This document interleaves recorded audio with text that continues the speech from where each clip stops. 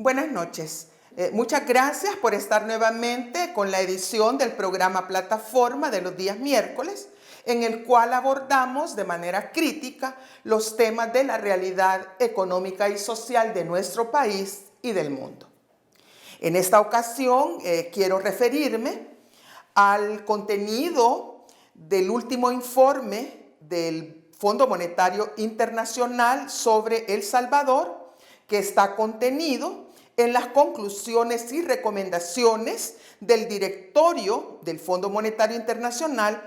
que fueron dadas a conocer el día 25 de enero del año en curso. En estas recomendaciones, el directorio del Fondo Monetario Internacional le exige al gobierno del presidente Nayib Bukele que ponga límites al uso del Bitcoin en la economía salvadoreña y que proceda a eliminar el uso del Bitcoin como moneda de curso legal en el país. En opinión del directorio del Fondo Monetario Internacional, señalan que existen grandes riesgos asociados al uso del Bitcoin como moneda de curso legal.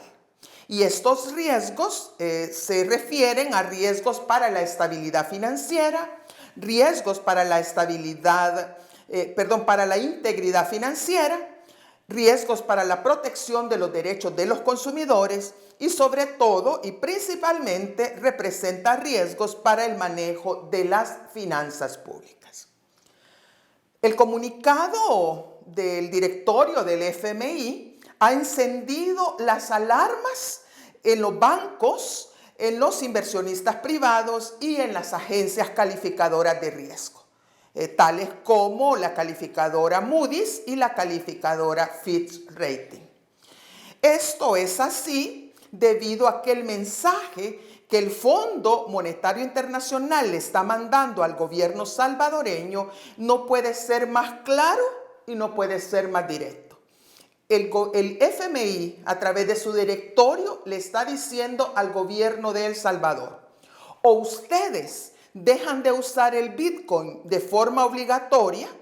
o nosotros no aprobaremos la solicitud de préstamo de los 1.300 millones de dólares que ustedes han presentado y que ustedes necesitan tanto para estabilizar el pago del servicio de la deuda pública de El Salvador en los años 2022 y 2023, sino que también esto les mejoraría, ¿verdad? Estos 1.300 millones de dólares, ustedes los podrían usar para mejorar la calificación de riesgo por parte de las calificadoras de riesgo, lo cual les permitiría volver a vender sus bonos en el mercado internacional. Es decir, o ustedes no hacen esto, no retiran el Bitcoin, o nosotros no les damos los 1.300 millones de dólares que ustedes necesitan. Como era de esperar, este comunicado del Fondo Monetario Internacional se ha hecho viral en El Salvador. Y tanto los detractores como los seguidores del bukelismo rápidamente han tomado posiciones enfrentadas frente a este comunicado del directorio del fondo. En un extremo, los seguidores del bukelismo le han restado importancia a esta advertencia del directorio del Fondo Monetario y han acusado al fondo de entrometerse en asuntos internos del país y de atentar contra la soberanía nacional. En el otro extremo, los adversarios del bukelismo están considerando este comunicado del FMI como una especie de pequeña victoria en su lucha contra el régimen político de Nayib Bukele, puesto que, en opinión de una gran parte de los sectores opositores, esta postura del Fondo Monetario Internacional no solo aumentará el aislamiento internacional del régimen salvadoreño, sino que también colocará al gobierno salvadoreño en una situación fiscal extremadamente complicada, ya que eventualmente, ante la falta de este acuerdo con el Fondo Monetario Internacional, El Salvador podría caer en un impago en el servicio de la deuda del año 2022 y eventualmente esto podría disminuir sus actuales niveles de popularidad entre la población e incluso esto podría costarle la no reelección en el año 2024.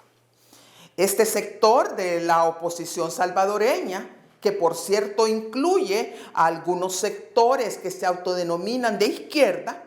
está aplicando en alguna medida el adagio popular que dice: el enemigo de mi enemigo es mi amigo. O sea, en otras palabras, están diciendo, en la medida que el Fondo Monetario Internacional esté atacando y esté estableciendo condiciones obligatorias, de cumplimiento obligatorio al gobierno de Bukele, en esa medida, entonces está atacando al bukelismo y por tanto se está convirtiendo en amigo de nosotros y de nosotras. Detengámonos un momento en este punto y hagámonos la pregunta si el Fondo Monetario Internacional realmente puede ser considerado como amigo del pueblo salvadoreño. Si realmente el Fondo Monetario Internacional puede ser considerado amigo por personas y por organizaciones que en nuestro país luchan por la justicia y por la igualdad. En mi opinión, la respuesta a esta pregunta es negativa. Nada está más lejos de la realidad. Creer que el Fondo Monetario Internacional es amigo del pueblo salvadoreño es tan absurdo como creer que los gobiernos de Estados Unidos, de China o de Rusia buscan intervenir en nuestro país para promover el desarrollo, la paz y la democracia. Quizás convenga para este análisis recordar un poco qué es el Fondo Monetario Internacional y cuál ha sido su actuación en las últimas décadas. Bueno, el Fondo Monetario Internacional fue creado en el año de 1944, después de la Segunda Guerra Mundial, como un organismo especializado de la Organización de las Naciones Unidas. En el acuerdo de creación del Fondo Monetario Internacional se establece que el objetivo de este fondo era contribuir al mantenimiento de la estabilidad monetaria mundial y que también se estableció que para cumplir con este objetivo, el Fondo Monetario ofrecería ayuda financiera de corto plazo a aquellos países que en determinado momento pudieran enfrentar emergencias monetarias. Es decir, que pudieran estar en situaciones de iliquidez financiera y liquidez monetaria, ¿verdad? Que les dificultara el pago de sus deudas con el exterior o también el pago de compromisos comerciales con otros países. Sin embargo, a partir de 1980, el Fondo Monetario Internacional abandonó su objetivo primordial y se transformó junto con el Banco Mundial en uno de los instrumentos más poderosos del capitalismo global para imponer alrededor del mundo un conjunto de reformas económicas y sociales que estaban orientadas a promover la economía neoliberal. Estas reformas económicas y sociales tuvieron como objetivo y continúan teniendo como objetivo aumentar la tasa de ganancia de los capitales privados a costa del despojo de las sociedades de los bienes públicos y de los servicios públicos y a costa también del despojo de las comunidades de sus bienes comunes, tales como el agua, los ríos, las playas y los bosques. Estas reformas neoliberales estuvieron basadas en el llamado Consenso de Washington, un documento documento elaborado por el Fondo Monetario Internacional y el Banco Mundial que recomiendan a los países un conjunto de medidas, de reformas económicas, supuestamente que les llevarían a los países al desarrollo económico y social. Entre estas medidas recomendadas podemos mencionar, por ejemplo, la recomendación de que hay que privatizar empresas públicas y concesionar a las empresas privadas la prestación de servicios públicos como los servicios de telefonía, de electricidad y de transporte. También está la propuesta de que se deben eliminar los controles de precios, especialmente sobre los bienes de consumo de la canasta básica de las familias, es decir, de los bienes y servicios de consumo popular. Asimismo, también se mencionaba como recomendación la necesidad de crear políticas de atracción de inversiones extranjeras, sobre todo de empresas transnacionales, en sectores de la economía de los países que fueran intensivos en mano de obra barata, es decir, que fueran intensivos en el uso de mano de obra con bajos salarios, como por ejemplo sectores como la maquila de textil y otros. Pero también quizás una de las recomendaciones que más impacto tuvo y sigue teniendo sobre la vida de los pueblos en donde se aplicaron estas reformas neoliberales fue la imposición por parte del Fondo Monetario Internacional a los gobiernos para que pusieran en marcha programas de ajuste fiscal o de austeridad fiscal,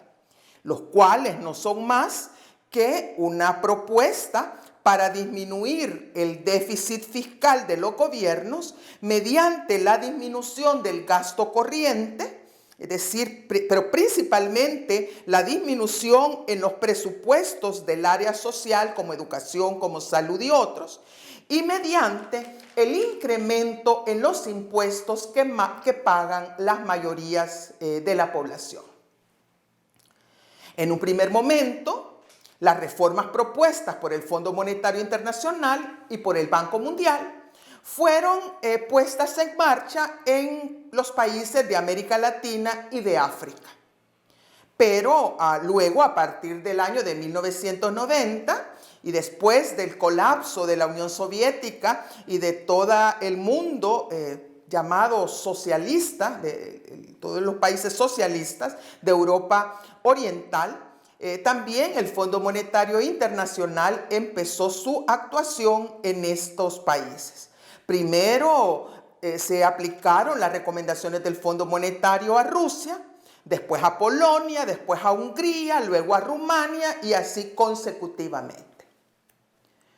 ¿Qué sucedió con las recomendaciones económicas del Fondo Monetario Internacional? ¿Qué impacto tuvieron en estos países? ¿Qué impacto tuvieron estas recomendaciones del Fondo Monetario Internacional en nuestro país? Bueno, hay dos resultados que están documentados ampliamente y que no representan ningún secreto para nadie, puesto que han sido reconocidos por el mismo Fondo Monetario Internacional. El primer impacto ha sido que el reconocimiento que la austeridad fiscal ha tenido en todos los países en los cuales fue impuesta a los gobiernos, tuvieron como resultado un debilitamiento de los sistemas públicos de salud, en una proliferación de los servicios de salud privados y en un aumento de la mortalidad de personas con enfermedades crónicas y con otras enfermedades como el cáncer y enfermedades también mentales. Otro resultado que también está ampliamente documentado es el hecho que las reformas neoliberales de apertura externa y de liberalización de los mercados, ¿verdad?, y la austeridad fiscal han aumentado la desigualdad económica y social y han disminuido la tasa de crecimiento económico de los países. Es paradójico el hecho que incluso el economista jefe del Fondo Monetario Internacional escribiera un artículo en el año 2016, que por cierto se encuentra alojado en la página web del Fondo Monetario Internacional, en la cual este economista principal afirma lo siguiente, y lo voy a citar textualmente. Dice el economista jefe del FMI: en vez de llevar al crecimiento, algunas políticas neoliberales han aumentado la desigualdad a la vez que han puesto en peligro la expansión duradera, es decir, a la vez que han puesto en peligro la posibilidad que los países tuvieran una tasa de crecimiento económico que fuera sostenible en el tiempo. Ahora, teniendo en cuenta todo lo anterior, retomemos la pregunta, ¿qué pretende el Fondo Monetario Internacional en El Salvador? ¿Realmente está buscando el desarrollo económico y social, y el bienestar y el crecimiento sostenido de nuestro país? ¿O no está más que buscando primero profundizar y ampliar las reformas neoliberales que viene imponiendo a El Salvador desde el año 1989 y que, al igual que ha sucedido en los países de Europa, en los países de África y en el resto de América Latina y el Caribe, no han hecho más que profundizar la desigualdad, el debilitamiento de la salud pública, de la educación pública y de los programas públicos, y ha vuelto más lento y más bajo las posibilidades de crecimiento económico de largo plazo. Habría que preguntarnos en ese sentido, ¿por qué las recomendaciones del Fondo Monetario Internacional al gobierno que está haciendo en el año 2022 tendrían otros resultados diferentes si la receta que están aplicando es la misma de los años anteriores, es decir, más austeridad fiscal? En lo personal estoy convencida que la gestión económica y social del presidente Bukele es la más irresponsable y la más privatizadora de los últimos años, y que definitivamente el uso del Bitcoin en la economía salvadoreña y su imposición como moneda de curso legal ya está siendo un fracaso, no solo en el país, sino que acarreará graves problemas a la estabilidad económica, financiera y al bienestar de la familia salvadoreña. Yo estoy convencida de esto. Sin embargo, el estar convencidos o convencidas de esta realidad de una política gubernamental totalmente en el área económica totalmente fallida, yo me pregunto si eso será suficiente o será suficiente razón para ponernos ahora del lado del Fondo Monetario Internacional y ponernos del lado de sus recetas neoliberales. En mi opinión, el que reconozcamos la mala administración económica del presidente Bukele y los efectos dañinos que el Bitcoin, el uso obligatorio del Bitcoin acarreará a la economía salvadoreña, no es un pretexto o no es una justificación suficiente para ahora darle la razón y ponernos del lado del Fondo Monetario Internacional. Para finalizar, seguramente muchos de ustedes se estarán preguntando, ¿y entonces qué hacemos si el Fondo Monetario Internacional no tiene la solución? ¿Verdad? Porque nos va a traer más austeridad fiscal, más desigualdad, más pobreza, y nos va a tener menos crecimiento y menos bienestar en el mediano y largo plazo. Entonces, ¿cuál es la solución? Pues quiero decir que no hay respuestas que ya estén empaquetadas y que estén listas para usarse. Es decir, no solamente se trata de buscar en un manual y empezar a dar recomendaciones sobre qué debe hacerse en El Salvador. Lo que tenemos sí en El Salvador son una enorme cantidad de problemas económicos y sociales que exigen de soluciones innovadoras, de soluciones que estén basadas en la justicia, pero sobre todo de soluciones que sean el resultado del consenso y de grandes acuerdos nacionales para enfrentar el futuro de nuestro país. Y esto nuevamente nos remite a la necesidad de volver de recordar nuevamente los acuerdos de paz,